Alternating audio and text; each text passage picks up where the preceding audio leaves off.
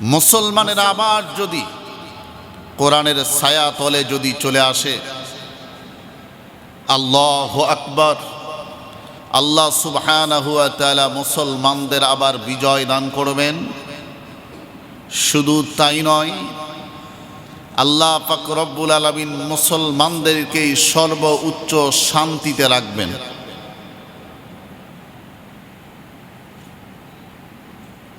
সম্মানিত সুধী,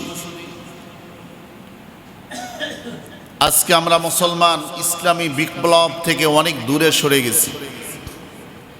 আমাদের ঘটাতে হবে আল্লাহর বিধান, আল্লাহর আইনকে আল্লাহর জমিনে নিজে পালন করা এবং সমাজের মধ্যে সেগুলোকে প্রতিষ্ঠা করা। এটা দায়িত্ব কার? আমাদের। দায়িত্ব কার? আমাদের।